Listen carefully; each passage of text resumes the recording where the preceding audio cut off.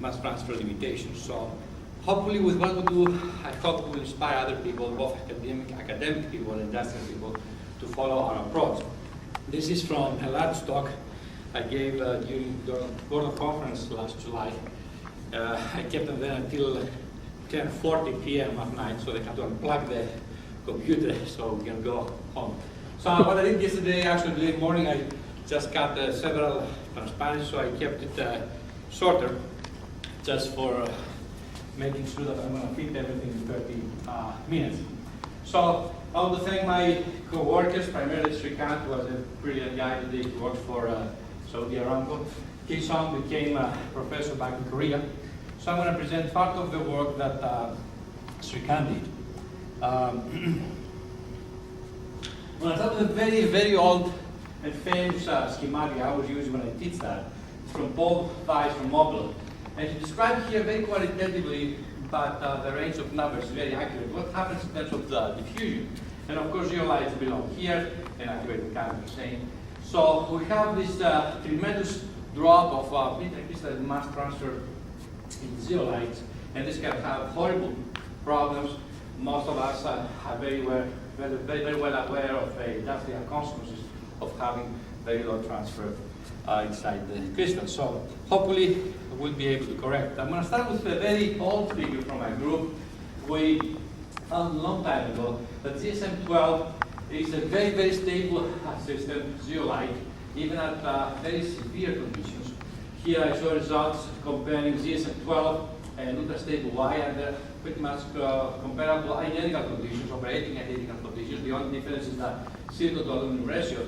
And we see that this guy keeps his activity over hundreds and hundreds of hours, which is a very impressive thing. And the most impressive thing is the fact that this guy is one-dimensional zeolite, so you expect one-dimensional zeolites to get plugged easily, be dead basically, because if you plug one end, the whole pore is dead. But this guy did so well, and we believe we have a very naive proposal that the pores, the way that the pores are made, they are perfect tubes, are responsible for this great performance.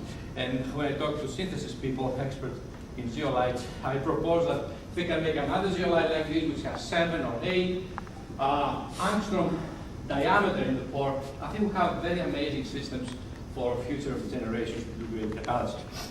So for this reason, we were very excited. We did a lot of work on this, and I'm going to show you first some synthesis that my boys did, because we wanted very low silicon to aluminum ratio, aluminum rich basically, ZSM-12, for many reasons.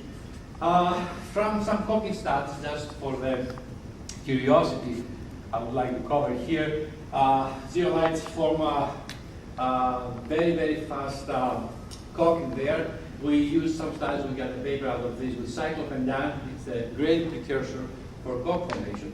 And we also developed some simple criteria to quantify hydrogenolysis and isomerization of this species. So I'm going to show you very quickly a few plots here. I don't want to remember anything, so we basically tested a few famous zeolites, Y, phagosite, zeolite beta, and morganite. Beta is a very beautiful system.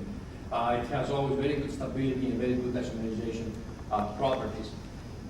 Here is how ZSM-12 behaves, and here is what I want to go basically, is the amount of coke, hard coke, this is coke that is left over inside the zeolites after we dry the zeolite up to 500, 550 Celsius, and then we destroy the zeolite with simple techniques we all use and measure the coke in there. So you see that ZSM-12 is basically a superb system with ZSM-5 in terms of coke formation built up in the pores. And here is a very busy table that my boys tried to put together after a lot of very careful mass spec work. They found basically the various chemicals typical for certain conditions of hydrogenation inside these systems. So morganite here and white phagosite allowed the formation of very big molecules. Zeolite beta did much better on linear molecules, wax molecules, and of course ZSM-12 had only wax molecules, linear wax molecules, which was exactly was expected. And here is the metal acidity property of the various zeolites, and obviously you can play around with the metal and the acid sites to change this very, very much. So I'm going to start my first part of my talk today for the synthesis of ZSM-12 with relatively low silicon to aluminum ratio. Numerous reports are in the literature. Everybody stops at about 55, silicon to aluminum ratio 55. We wanted to go lower for many reasons. It's so important for us. And we wanted always to compare the other zeolites with ZSM-12. And many zeolites like phagosite, like mordanite, like L-zeolite have very low silicon to aluminum ratio. I trust my voice here, and this is basically some sort of comparison between the cost of precursor of the templates to make zeolite. So the obvious thing is to try to go to the right and try to make the system with a cheaper template. Not only that, to make much lower silicon to aluminum ratio. I'll tell you the results of our extensive work. We reached about 30, silicon to aluminum ratio 30. And during the Gordon conference last July, I got a nice idea from a gentleman to hopefully try to make it even lower, and we have to try that when we find money to do that. So I'll show you a few results from the synthesis efforts we did. We have the luck in academia to have freedom, so we try to do synthesis, characterizations, and some catalysis to understand the systems. So that's where we spent some time. My voice had this as a pet project in addition to other things that we're doing. So people stop at about 60-50 silicon to aluminum ratio, and we checked a lot of recipes. And here is part of our results. I'm going to show you some nice schematics later. First of all, we found there is an optimum temperature. 160 Celsius is the best temperature. If you go above that temperature, you start getting a lot of impurities for the synthesis. And of course, I'm only there to hate that as you like. But if you go to lower temperatures, 160, you get beta zeolite. And we observe this at relatively high concentration of template as well. So you will see very soon that there is a narrow area or region of conditions to make what we want to make. Some secrets that we discover slowly, basically by playing with a lot of systems, is that these two variables, the variable that describes the alkalinity and the template with respect to the silicon atoms there, were very, very, very important for the synthesis. We observed, to our surprise, that Mother Nature was very generous with us. Mother Nature favored the synthesis of good quality, very good quality ZSM-12 and relatively aluminum-rich ZSM-12, when this ratio became lower. And this is good because you can control variation this thing, but you make good quality ZSM-12 of high aluminum content at relatively lower template concentrations. This is what we started originally because this was in the literature. And we found that when you go to lower values, you get the best results you didn't have. So this was a beautiful thing that we learned through this exercise. So these are basically the main conclusions described in this set of data, and I'll show you some photographs. Of course, there are always limits. If you decrease the template below this point, you start getting, of course, various impurities, even if you have relatively low alkalinity in your system. The source of alkali metal is very important, especially for the acid synthesis. Sodium is very, very important. And here I describe what I said earlier. Here is the case where we have relatively high concentration of hydroxyls. You see that you cannot go to very low concentrations of very low ratios, silicon to aluminum ratio, where you decrease the hydroxyls in the system, in the gel you are having, you see a very large drop, a good drop of the silicon to aluminum ratio when you decrease the template. So this schematic describes the data we got for the volume of the templates, the tetramonium hydroxide. According to my students, it's even cheaper. I cannot always understand why it's cheaper. Removing hydroxide to bromide is cheaper, but that's what they said, so I trust the students. And here we found similar trends. As I mentioned earlier, we found that sodium is very, very important. And if you don't have sodium, you cannot make ZSM-12. So in case you try to reproduce it, you have to know that. We also found that with this template, the synthesis is much more sensitive to conditions. Here there is an optimum hydroxyl to silicon ratio, and if you are around this value, you're okay. If you are not, you will get impurities and you will generate failure.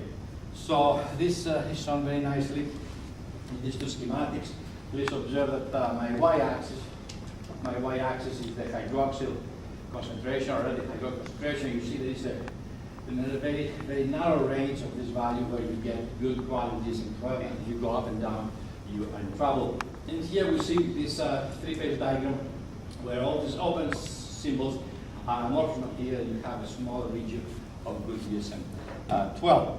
So these were the most important parts of our synthesis with these two templates, and we managed to go all the way down to silicon concentration 30.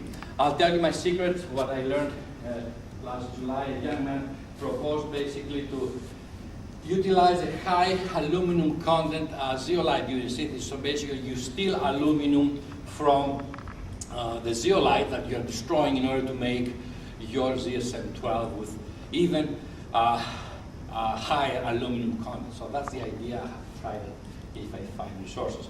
The nice thing we found here is that our systems are very, very good in acidity. From an acidity point of view, they have very good properties, so we didn't compromise in terms of acidity for this system. We did some NMR with a friend, and we found very good properties, and of course, a lot of CIR and other things, and catalytic tests, and the catalysts were very, very good quality. I'm going to present a few catalytic data real fast. I'll try to impress you with the last part of my talk, which is basically the mesoporous zeolites. That's the main thing I would like to give you today. So we did lots of catalysis with a lot of probe molecules, primarily normal paraffins, starting from 5, 6, 7, even 8 carbons in the presence of benzene, for obvious reasons, and a little bit of sulfur poisons. And we found something very, very impressive. I don't know if Suzuki has used it or is planning to use it, but ZSM12 gives the highest yields of isomerization. And this is a little bit unexpected. It's very unexpected because simply you have the smallest pores, so the transition state intermediates are not going to be formed in there. That's what we believed. Or even if they are formed somehow, they're going to be automatically transformed or isomerized to smaller or more linear intermediates. You're going to lose in terms of branching. However, we found this is not the case, and we have an explanation. We published a paper, which is pretty lengthy. I cannot describe it today, but I think we have a very, very nice explanation. This is due to the backwards increase of the backwards branching reactions going on inside the ZSM12, which means after you form something, they remain basically uncracked inside the pores. So we have some explanation. We did a lot of experiments with probe molecules to prove it. Now a few simple results just to impress the people who care for yields. This is a simple comparison between these 5 zeolites as a function of temperature. They are all very active. I want to stay a little bit on these schematics. Here I present yields of the most interesting thing, which is basically the branched molecules for Y-phosphoside, beta zeolite, mordenite, and ZSM12. And I want you to observe that consistently ZSM12 reaches at least 63–64% yield, and this is something that none of the other zeolites reach at any conditions. With very extensive studies here, we played a lot with silicon ratio. We'll try to be as consistent as possible in terms of the conditions. So this is obviously impressive, and this inspired us to try to explain why this happened. We published a paper in Blast Engineering and Chemistry 2004, if I'm correct, to explain them.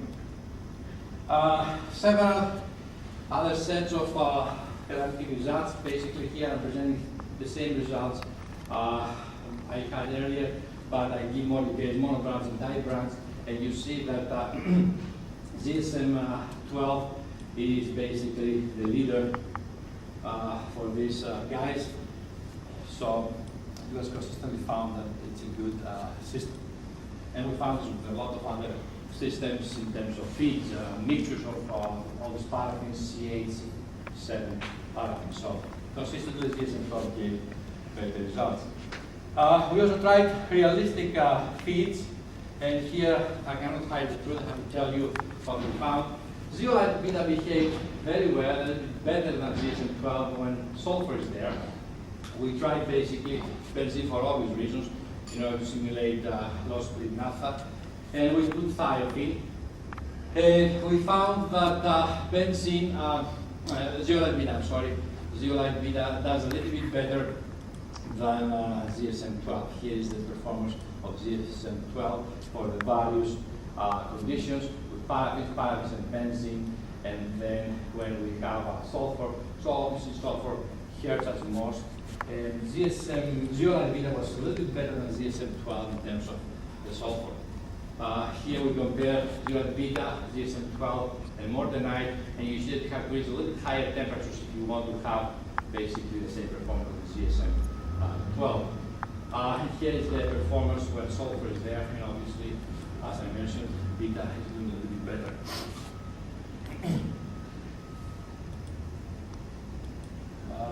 Other sets of data. Here is, I took this schematic from the paper I promised, the Just Engineering Chemistry paper. Here we involved normal octane for obvious reasons. And we observed consistently that ZSM12 is better than the other guys. So that was good news, and this inspired us basically to continue and try to understand why it's happening. Now I'm going to try to spend the next 7-8 minutes on this. I think it's very worthwhile because many of us love zeolites and use them every day. What I'm trying to do here is basically to make crystals as big as the conventional zeolites, 1 micron, 10 microns, 5 microns, even lower than 1 micron. But we want to form mesoporosity. And we did it very successfully with a very cheap and very easy way. We basically took carbon black. It's published that the individual primary particles are about 12 nanometers, if I remember correct, for these carbon blacks. And my boys used similar techniques we're using to make zeolites. They mixed them up with the carbon black. It was a relatively large amount of carbon. If I remember correct, it was carbon to silicon ratio about 0.2 or 0.25. And guess what? We did the synthesis after a few failures. We managed to get very good quality zeolite, ZSM12. Here is a nice photograph. You see how the spherical new particles are. This is about 1 micron. I consider this, and you can question me, I consider this as one ball, one crystal, which has all these big caves because of the existence of carbon during synthesis. Then you burn, you calcine the system, you kill the template and the carbon, and you end up with these mesoporous pathways. This is the pore-size distribution, and you see that we get a maximum about 400 to 500 angstrom, which is big pathways, big holes in there to transfer reactants and transfer products out of the zeolite. So obviously, I think it was a great success, and I need more resources to try to test it for several reactions because there's going to be a lot of good stuff there, I feel.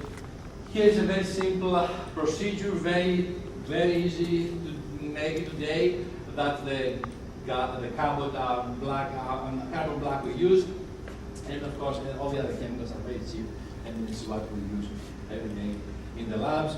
We found, to our surprise, that the quality of the system from acidity and XRD and everything you usually test is very equivalent with the regularly synthesized ZSM12. So from acidity point of view, it did very good.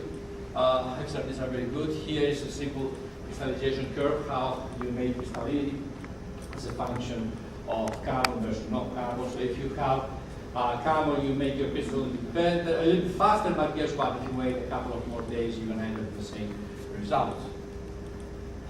Here are some good TEMs that can solve basically the caves and the open pathways, the mesoporous open pathways in our crystals. I want to thank Professor Sullivan here and Professor Zurich for doing these things for us. And of course, tons of data in terms of pore size distribution. We play with serial volume ratio. We couldn't go below 40, but we were happy, of course. You see that consistently we can make very large pathways inside there. Some simple FTIR to convince you this stability. We can find that the acidity is very, very comparable with the conventional system we always make. But here we have the big advantage of having mesoporosity. Here is the quantitative proof for that. If you check the numbers, are very, very comparable. So these zeolite systems have nothing to envy from the conventional zeolites.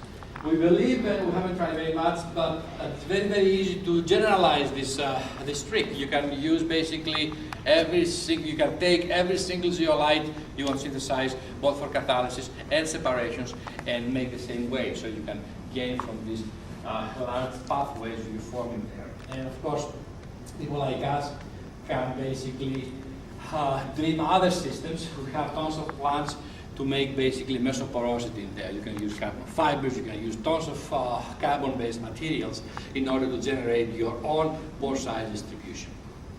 So we hope, and we are very confident, that lots of new things will happen hopefully after this work.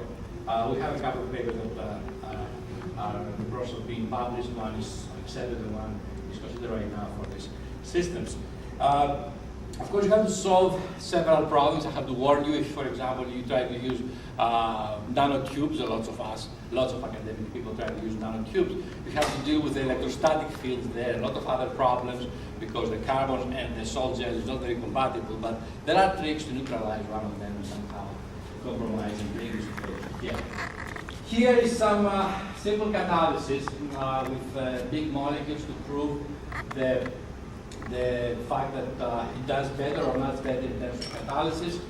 If you please compare the squares first, you see that the case for mesoporous, M stands for mesoporous material, you see better activity. If you compare the field and the open squares, you have better activity, obviously, with mesoporous material. And of course, the difference or the improvement shows when you have higher space times, which makes perfect sense. And of course, the same then goes down the list. I'll try to wrap it up. Another trick we have been doing here, I just want to share this with you, is basically to take conventional ZSM 12, they take conventional zeolite, and treat it with soda, sodium hydroxide and other tricks. So you start generating mesoporosity from outside in.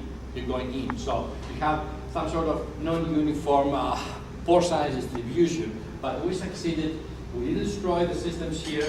We basically have very high crystallinity of ZSM12, and we basically start digging from outside going in, but it's not a uniform system. That's another little trick that we succeeded to do.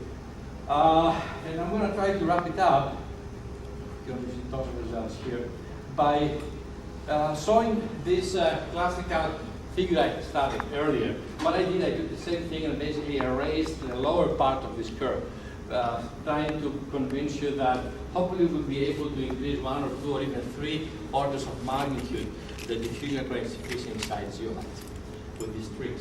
We're looking forward to get some funding and try to get proposals out to get this and hopefully scale up this process and hopefully involve a lot of catalysis, because most of us do a lot of catalysis when you deal with liquid phases.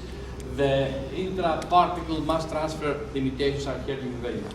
We hope that you will be able to drop the pressure, operating pressure in industrial reactors if you have this mesoporous network. So all these are good things that we hope are going to happen in the future. I would like to thank all support from NSF, to them for my career award, ACS. And these 3 boys actually fought when in Jack, my first PhD to start with ZSM12. Srikant is the gentleman who produced the majority of the work here, and Shatong Wei, the last gentleman who did his master, and he worked to get these papers out, this work with mesoporous ZSM12 systems. With that, I would like to thank you and hear your comments.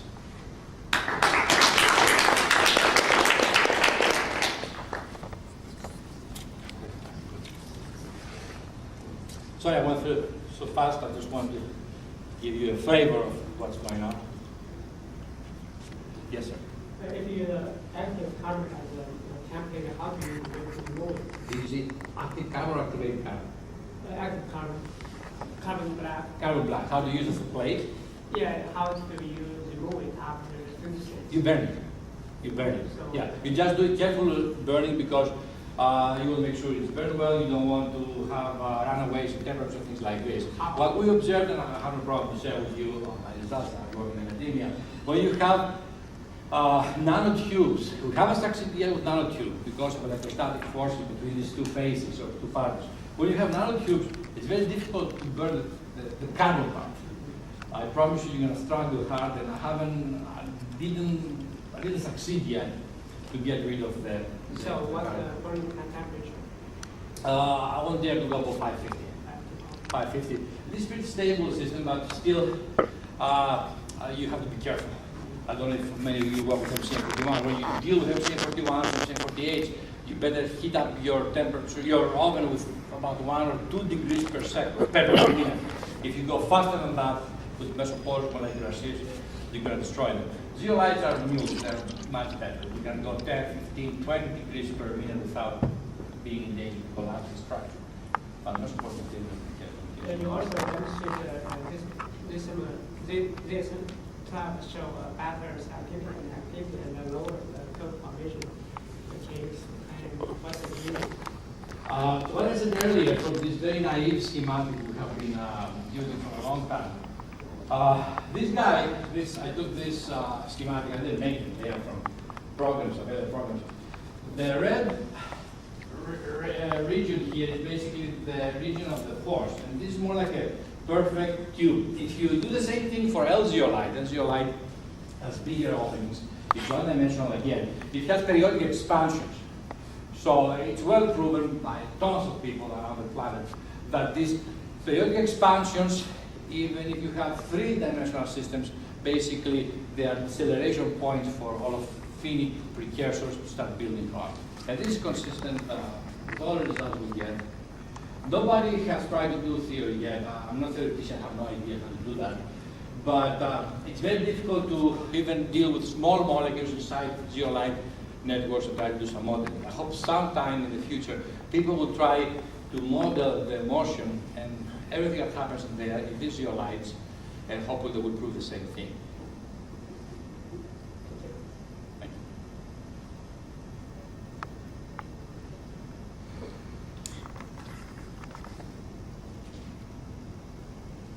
Anything else? No ramen for this talk. I've done some simple ramen for other things. Very easy to do. Thank you again for your interest.